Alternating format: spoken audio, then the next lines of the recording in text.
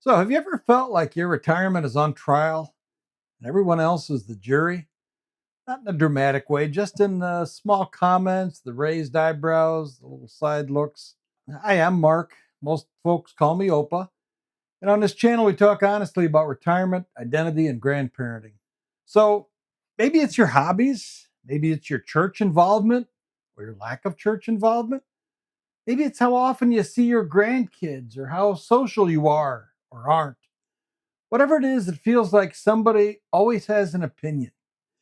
I came across a quote from author Jenna Wagenrich, and she said, "The life you want to live requires accepting that some people will never approve, never understand, never see you accurately. Their limitation is not your problem to solve." So today I want to talk about what that looks like in retirement. When it's your choices on the line, your choices being judged, it feels like your retirement is being graded by everyone around you, then this one's for you. And to make this feel real, let me start with something simple, what my own unimpressive retirement actually looks like from my point of view. So I'll be honest with you, I don't have a wild or glamorous retirement. I'm not traveling the world, or traveling much at all. I'm not leading 10 different groups each week. Most days are pretty simple, and honestly, I like them that way. Little bit of work around the house, a hobby or two, or well, maybe three or four hobbies. And then pick up the two grandsons from school and hang out with them for a few hours in the afternoon. And then finish off the day with a quiet evening reading a book or watching a Hallmark movie with my wife.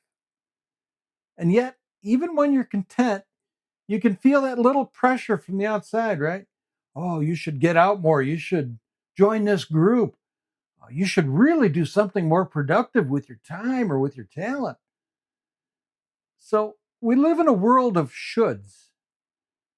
Maybe for you, it's your hobby. You love something that other people don't understand. It's model trains, playing video games, genealogy, bird watching, making YouTube videos, or just reading a good book in your favorite chair. But then somebody chuckles and says, "Wow, that's a waste of time. Must be nice." So maybe it's your faith or your lack of faith. Maybe it's how much or how little you help with the grandkids. Maybe you've stepped away from a social circle that no longer feels right for you. And suddenly you find you're not just living your life, you're defending it. You start explaining yourself before anyone even asks. Sometimes it seems we spend more time defending our retirement than actually enjoying it. So if that sounds like you, you're not broken, you're not failing at retirement. You might just be finally living a life that fits you. So why do we do that? What's really going on underneath all this explaining and apologizing? That's where the trap shows up.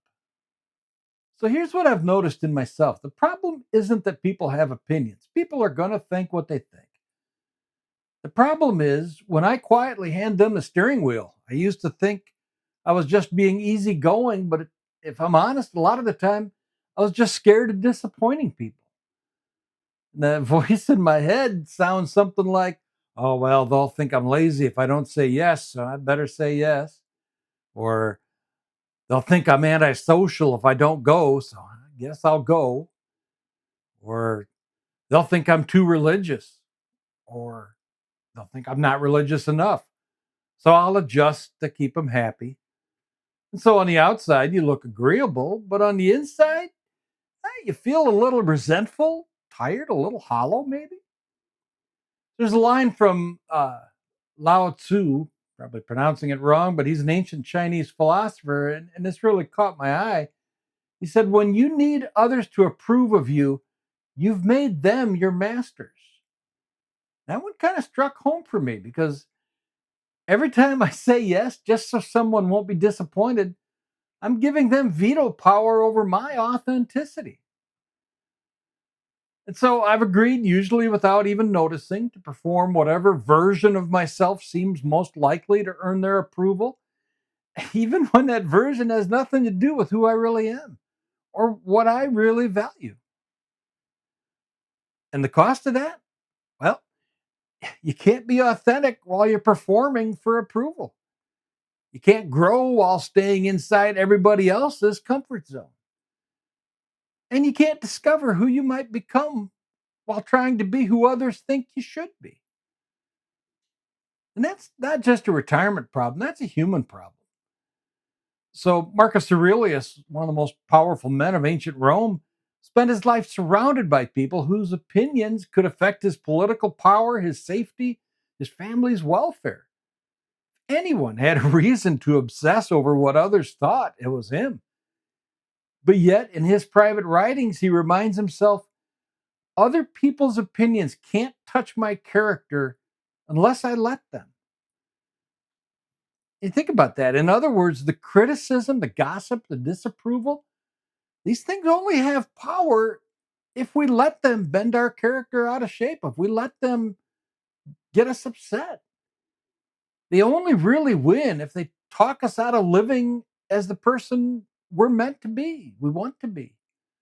So when I catch myself changing who I am just to avoid disapproval, I try to remember other people's opinions might be loud, but they're not laws. Their opinions might sting, but they don't define my worth unless I let them. So when you need someone else's approval, you hand them the keys to your life. So now that we see the trap, let's bring it down out of the clouds a little bit. What does this actually look like in everyday life? So let me tell you about three places where I see this most often in myself and in other retirees I talk to. And the first one, maybe one of the most common, is hobbies that don't look productive.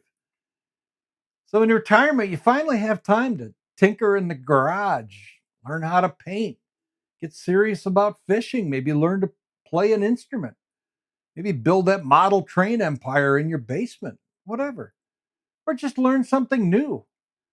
But then someone says, wow, it must be nice to be able to waste time like that. A couple of years ago, I mentioned to my sister how relaxing I found it to just sit down and play some strategy type computer games. And she said, oh, but you're so creative. Why don't you do more of your drawing or your painting? Now, she wasn't trying to be unkind. She's a very kind person. She was just looking through her lens. So I started to explain how much I enjoyed the strategy and the problem solving aspects of these games. But I'll be honest with you, part of me chafed at the fact that I felt that I had to defend it. Why did I feel the need to justify something that simply brought me peace, didn't bother anybody else? And that's the funny thing about retirement. People don't even have to be critical. Sometimes just the smallest comment can make you feel like your joy needs an explanation. So, the second one, we talked about this before, is how social you are or aren't. Maybe you love socializing and are always on the go. Good for you. There's nothing wrong with that. Or maybe you're happy with a smaller circle. You don't want a club event every night of the week. But because everybody posts their busy calendar online, you feel like some kind of a failure if you're sitting at home on a Saturday night or sitting down in your basement messing around with something. You think, man, something must be wrong with me. Everybody else is out doing something. I talk about this a lot more in another video I made recently about being an introvert in retirement. I'll link that up here so you can watch that if you haven't. The third one is family and grandparent boundaries. And this one can be harder because it involves the people you love the most. It's about how much you babysit, when you say yes or no, how you handle holidays, even how you give advice to your adult kids. All of it can stir up strong opinions, and you can feel caught between wanting to help and trying to protect your own health and sanity or protect your own marriage. Now, none of these people are necessarily bad. Most of them probably love you a lot. They just see the world through their lens. The danger is when you decide that their lens must be the correct one and yours must be wrong.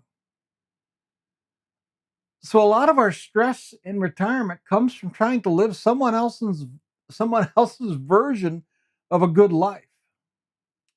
So the question becomes, how do we stay kind and connected but gently take our life back from everyone else's expectations?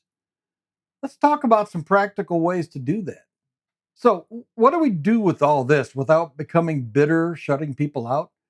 We're not interested in turning ourselves into grumpy old men or women. We're interested in helping us live honestly. So, here's a few practices that have helped me. And the first one is name what actually matters to you. Actually, take a piece of paper and write it down. In this season of my life, what kind of life do I want to live? Maybe it's simple, exploring your faith, time with your spouse, time with your grandkids, a new hobby, rest. And when you know what matters, it's easier to see which opinions actually deserve a vote. The second one is practice one kind and honest no. No. Next time you're asked to join something or do something that doesn't align with that list, doesn't meet your priorities, not doesn't meet your interest, try saying, "Well, thank you for thinking of me, but that doesn't fit for me right now." No 10-minute explanation, no apology tour, just a clear and respectful no. And stop treating opinions, the third one here, stop treating opinions like mirrors. So most of us make a terrible mistake. We treat other people's opinions like a mirror. We think that mirror reflects our worth when all they really reflect is their lens.